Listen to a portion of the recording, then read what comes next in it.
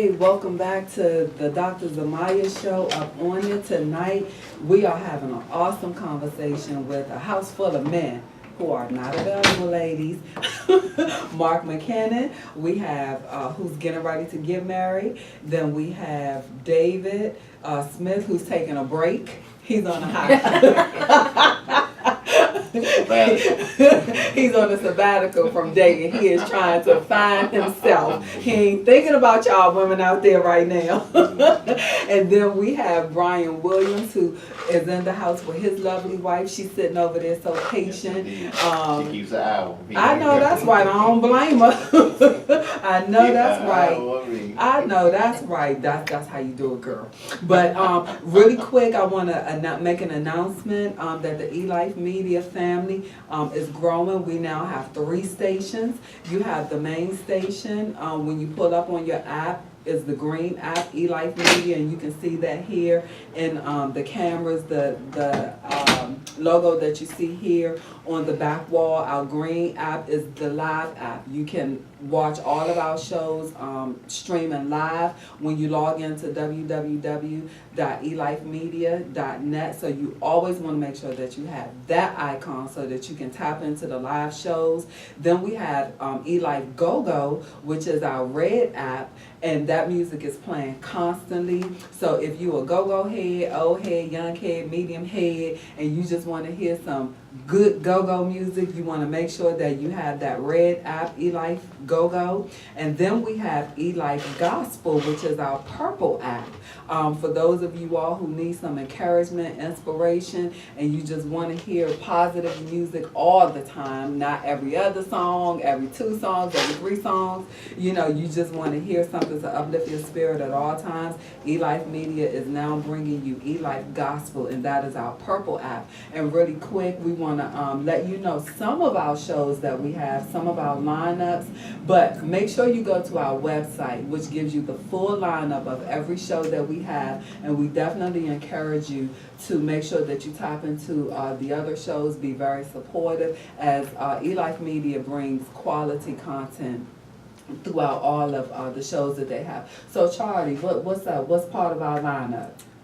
So we have Rob Hall, who his show airs Mondays 7 a.m. to 9 a.m. and that is called the Hall Street Journal.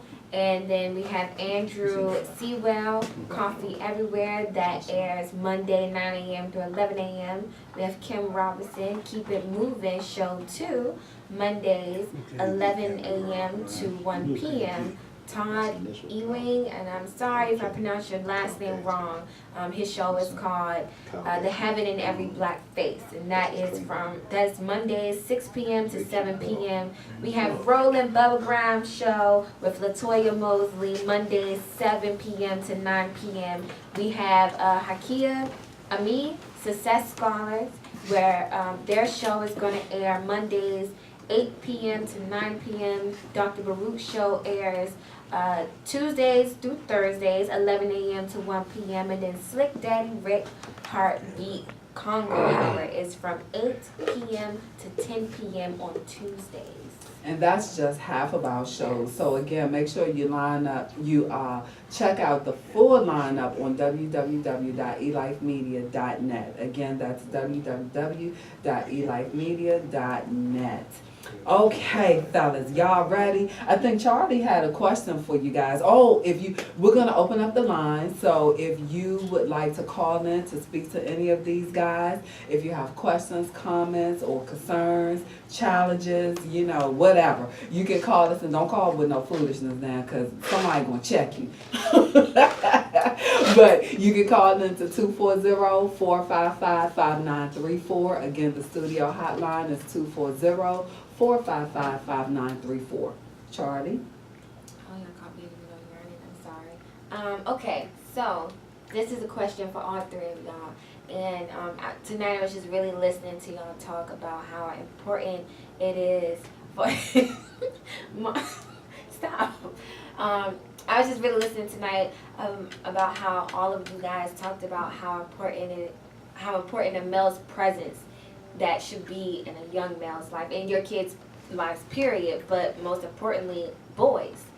And you had a question, Brian, that you're gonna ask later on. That you said that you were gonna ask that.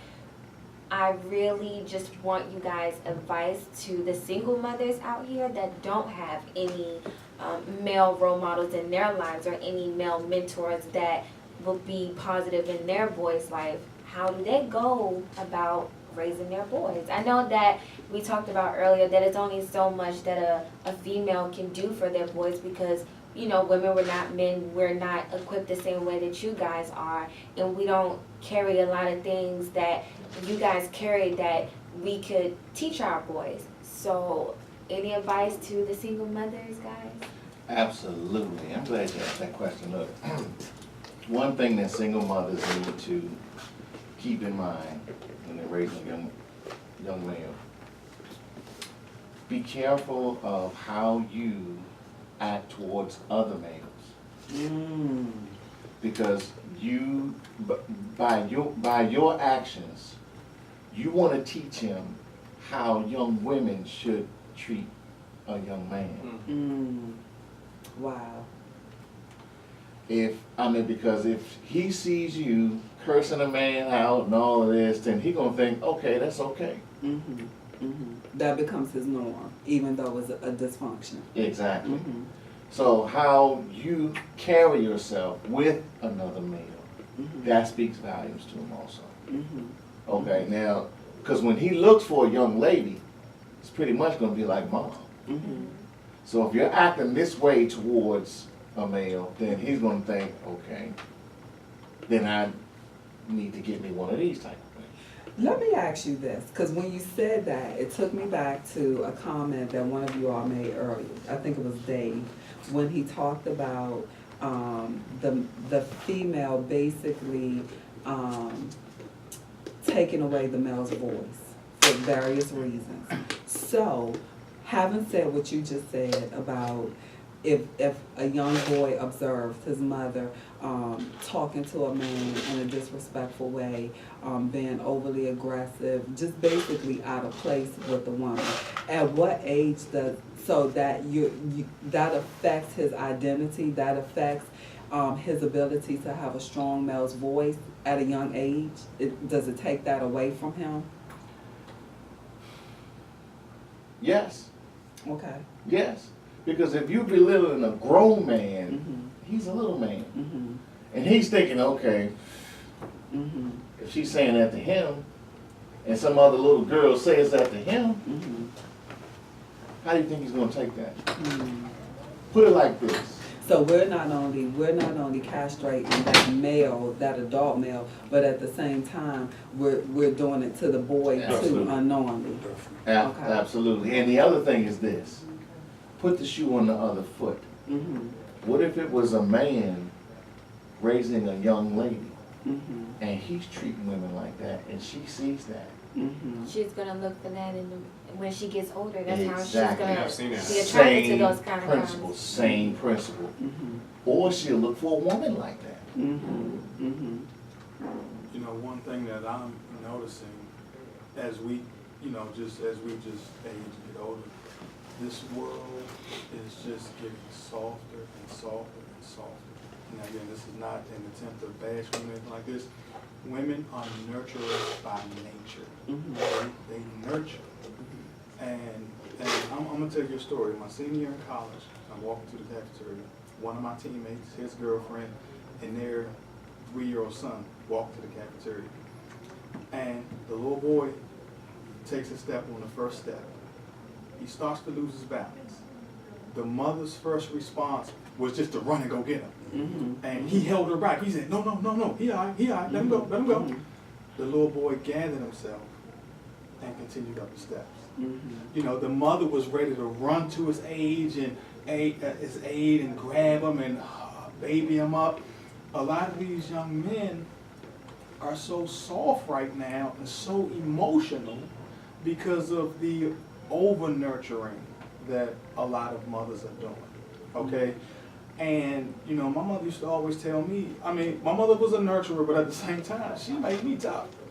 She used to always say, bear down. Bear down. When it get rough, bear down. I ain't gonna always be here to bail you out. You figure it out. And, so again, I had to, figure stuff out for myself. But nowadays, I come across mothers. I saw this friend of mine. Her son is like in the 6th grade. He got to weigh 170 pounds. Strong, cock strong, young. Well, you got to get him out there in that football field. Oh no, he ain't gonna get hurt. I ain't gonna let him play football. That boy gonna kill somebody out there. How you gonna say he can't play? Get him out there. I mean, it's stuff like that. You gotta let these young men become men. You cannot keep babying them. You gotta make them stand on their own 2 feet. And a lot of mothers are just not doing that. They're doing a great job, but they're overdoing it. Let these young men stand up. Let them do their thing. Let them be men. And take the nipple off their mouth. And that's very profound. You heard me say that a couple of weeks ago. That's very profound because part of what happens is, in order for a mother to be able to do that, there has to be another male that tells the mother, you gotta let him go. You have to let him bump his head. You have to let him run into a building or whatever that is. And I remember as a guidance counselor, we dealt with hundreds of men, hundreds of boys, in a high school, and I was involved with the football coach. And when the mothers would come to us, and mind you, probably 75% of the black boys, single mother household, they would always ask us, Doc, what do we do? What do we do? They would come to us when they had nowhere else to go. And they'd come to us and say, what do we do? You know the first thing we used to tell them? Put them outdoors. Get them off the nipple, put them outside. And she was like, what do you mean? Just put them outdoors. Shut the door and let them go. We'll come get him after a while. But put him outdoors. As long as he is sitting on your couch, he's 16. As long as he's pushing those buttons. And as long as you're giving him a soft place to land every day. And there's nothing wrong with that, because after we whoop up on him, now I give him a soft place to land. Because he's got, that's that balance. So balance is key. Let me hear from you before we go to the next. My advice is to the single moms out there is that your son or sons is not your husband or ex-husband. Oh my God. No, you didn't. Yes, you went All right, hold on. there. Let me put this up. I gotta get this one on Facebook. All right, go ahead, brother. Hashtag. Your son is not your husband. He is not your man. Yeah, I've seen it happen, and it's unfair to the son that he has to take the slack or take the frustration or the anger from his mom because she's treating him like he did all the hurt, or the cheating or whatever, reasons they separated. Give him his own start, let him, grow up into who he's supposed to be, that's big advice. So let me ask you this, now that you said that, wow, that's a whole nother conversation right there. So let me ask you this. Sometimes parents have a way of putting more on their children than they should. So by you having to say, remind us women that our sons are not our men. What are some of the boundaries that we need to create as women to make sure that we don't put them in that situation? I'm interested in hearing from a male's perspective. I think he just said, No, I know it's more to it, but he said some of the key factors, like whatever you and that father went through, and if you're still hurting and angry from it, don't take it out on that boy or those boys, because they didn't have anything to do with it. They don't know what really happened between you two. So don't take it out on them like they are the ones, they are him who did it when they don't know. So he said that's a clean start. And that's one aspect, but then what about the woman who, and I'm going on the extreme side here, because I want y'all wheels to start turning. What about the woman who looks to her husband, who looks to her son to be the breadwinner of the home at a young age, 11, 12 years old, 13 years old, so he gets caught up in drug selling and things like that? Well, because with extreme as it may be, that's somebody's reality today. Yeah, I've seen things like that. Moms is twisted. That's a twisted, warped sense of thinking. To put a child that young in a situation like that. He needs to grow.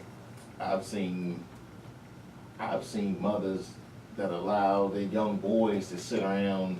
I mean, these are grade school kids sitting around watching movies of gangsters and all kinds of drugs and cursing and sex and things like this. And like, that's all I need to make them hard. I'm like, really? Mm-hmm. Well, those are women that's not fit to be mothers. And unfortunately, the child was caught up in that. And, you know, hopefully someone will reach him and help him to understand that it's more to life than that. I mean, because, you know, they make people get driver's license to drive. They literally need to make people get licensed to have kids. Oh, I Because believe some in that. people just don't have enough common sense. And some children are doomed from day one. From day one. You see kids and you see the parents and you just shake your head like, that child just don't have a chance. Is that just an African American cultural phenomenon? No, absolutely not. I mean, this is both Across the races. board. This is All everybody. races. All races. Right. You know, it's not.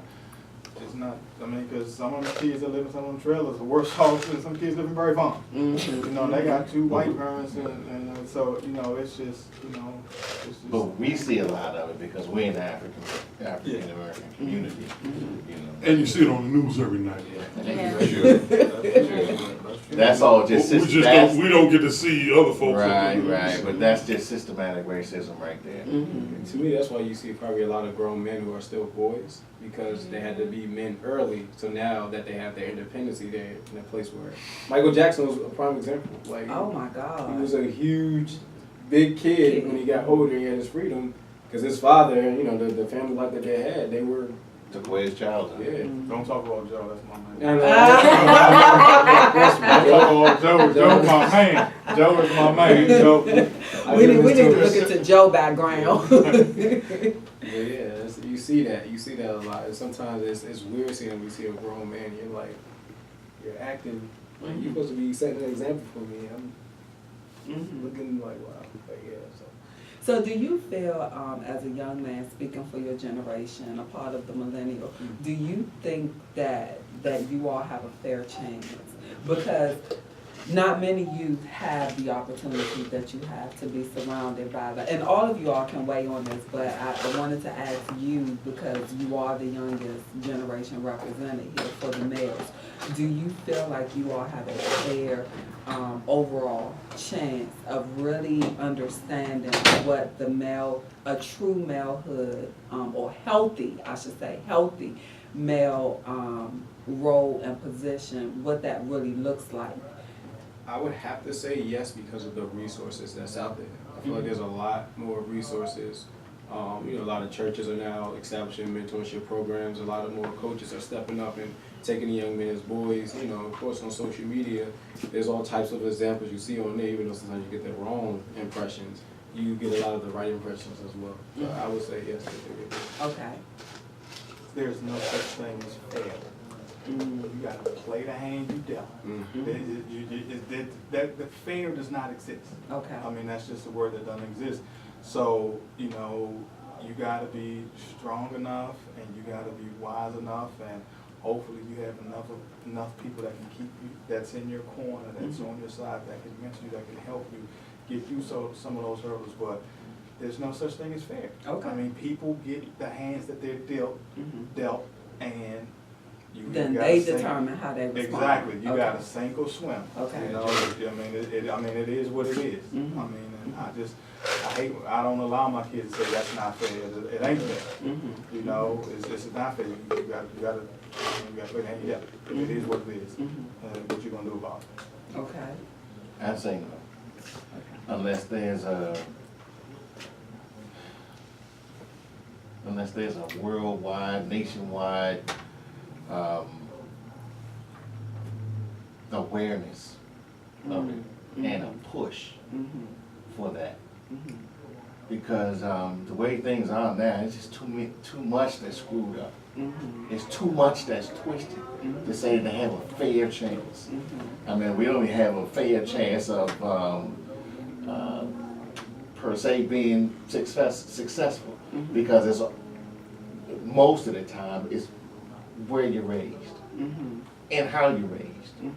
You know, like he said, it's dealing with the hand that you got.